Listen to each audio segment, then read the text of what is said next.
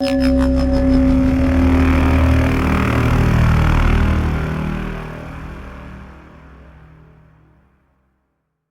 are looking for Jason this month.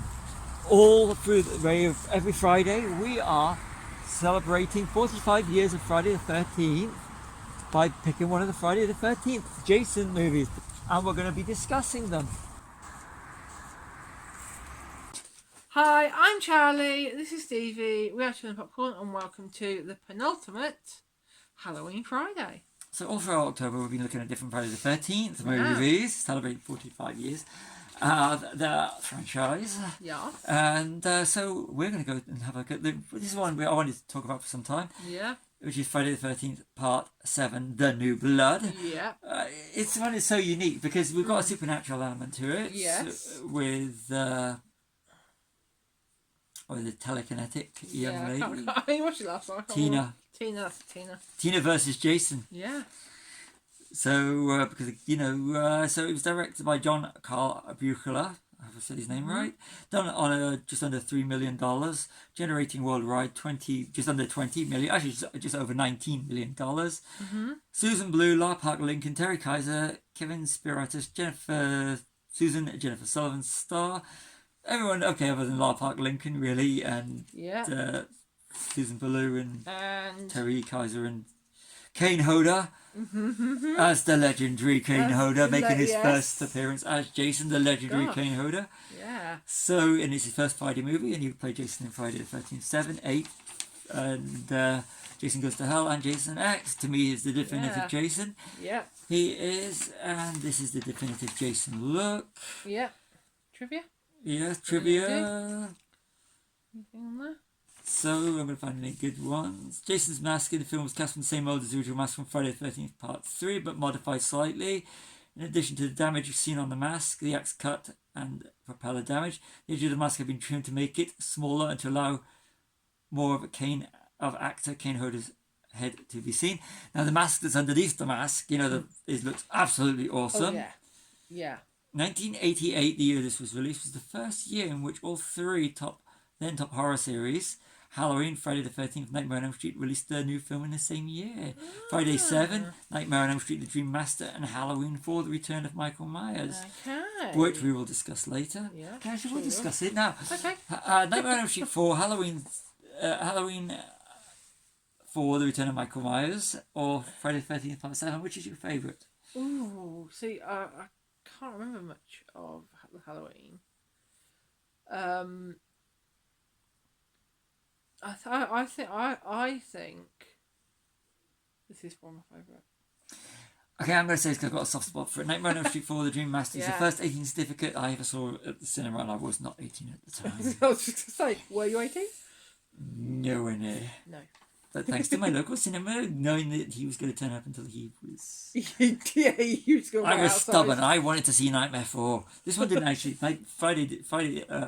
Friday 7 didn't get a UK film release, cinema release. I need to wait for video. Oh, wow. John Carl Buechler always... Can we just rewind that a little bit? Yeah, we could. Video. We can rewind. Yeah. Yeah, the video before... VHS, that's how old it is. Yeah, John Carl Buechler always referred to this movie as Carrie VS The Terminator. Yeah. Kane Hodder did all his own stunts. Yes. Cool. So I really like this movie, and the reason I want to discuss this because this is we accept the supernatural Jason in this film. Yes, we do, Jason can do so many things. Yeah, teleport. And but I think it's kind of like a bit jarring without bringing the whole telekinesis, psychokinesis, into this movie, whereas it's more acceptable. In Nightmare on Elm Street 3 and 4, we have Kristen and Alice, who can control dreams. This is very organic, and they bring because we already know Freddy he's in the dream world. Yeah. And yet we have to wait to the 7th entry before we get a telekinetic girl. The whole Carrie element. But it kind of feels like so. It took me a long time to actually, it always felt a bit jarring the first few viewings, as the Tina is, it comes right straight out there, and like from the start, and the whole backstory of her father. Yeah. and but what do you think? What About the whole bringing that element into the movie, the supernatural from I don't a know. female lead. I don't know how to feel about that really, because it works if you think of Jason as being supernatural. Yeah. You know, being invincible, unkillable, teleportation, and all those things that you think that he seems to be able to do. It works, but if those things aren't true and he's just a survivor, or it's all in your mind or whatever, it doesn't really work. So I think it works for this. But if it was for just if it was if they had this in the first film, in the original, it wouldn't have worked, the telekinesis. But if they'd established it a little bit earlier in the timeline, so maybe like 3 or 4, like the with Nightmare on Elm Street. Yeah, that would have probably worked better.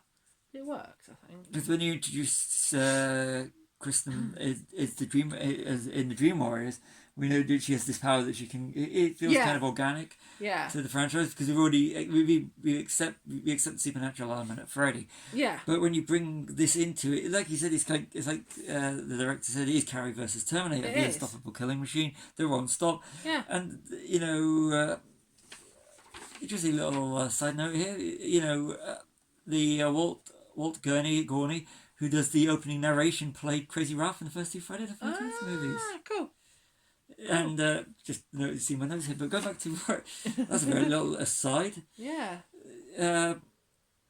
Tina uses telekinetic power and resurrects Jason, who was in the lake where her father died. Seriously messing with the timeline, because Jason was in the lake where he was left when her father, he was put in the lake in the last chapter.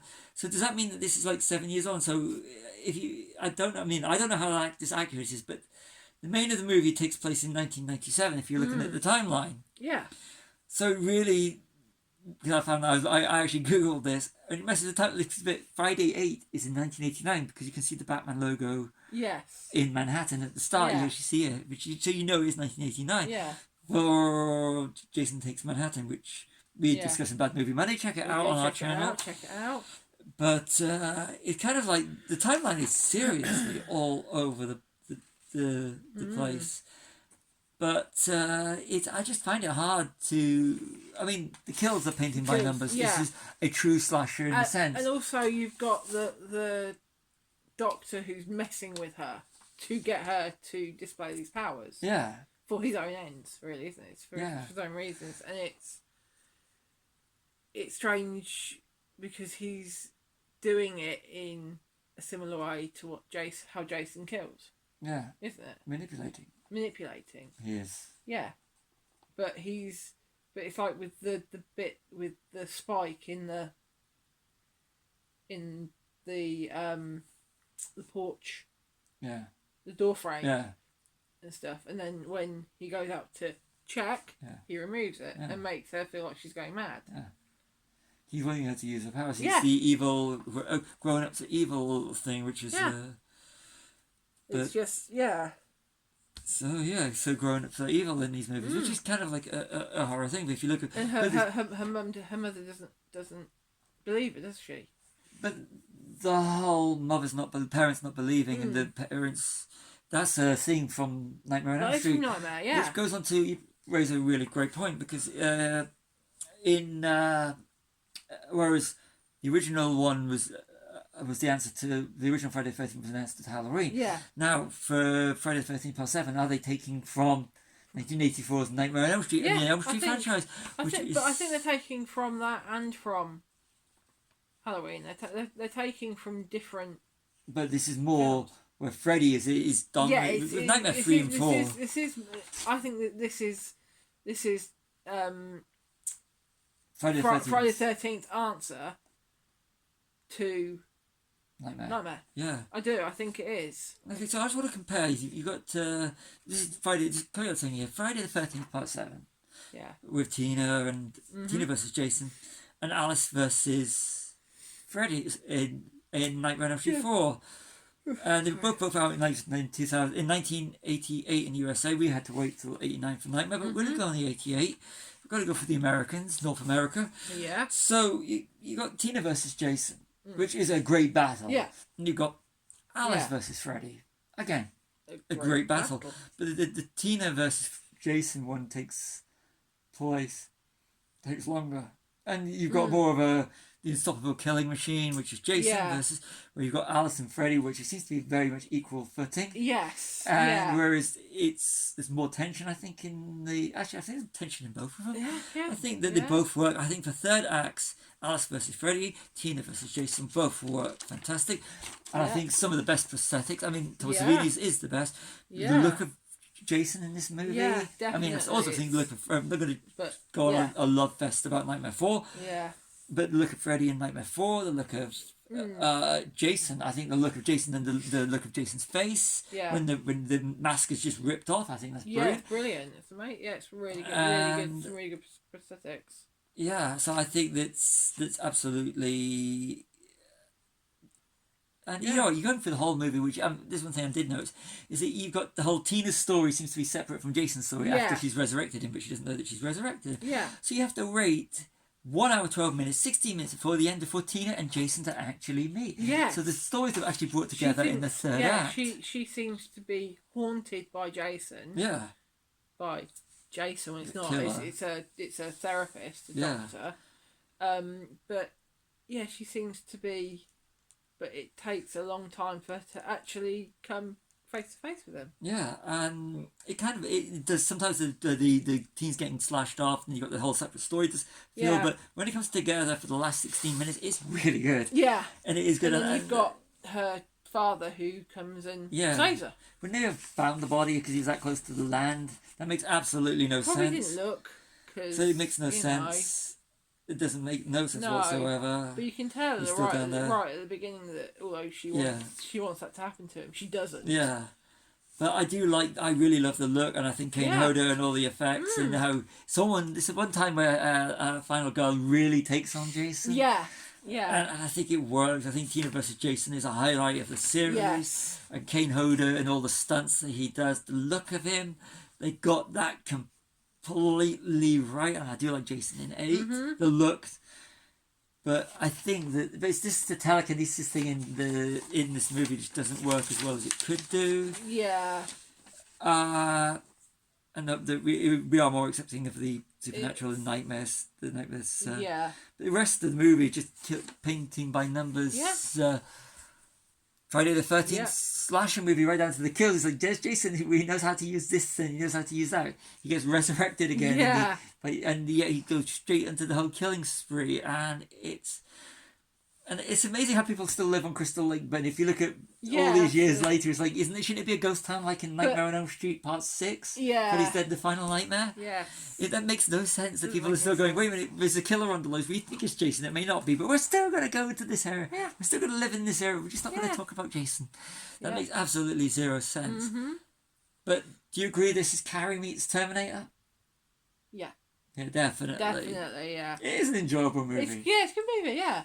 Yeah. What do you think? Because I've been going about how I've been kissing the look of Jason in this movie. What do you think? I really like Jason's look in this movie. Yeah, definitely, and I do like this film. I do like this one. Yeah. This film is clever. Yeah. It's very enjoyable.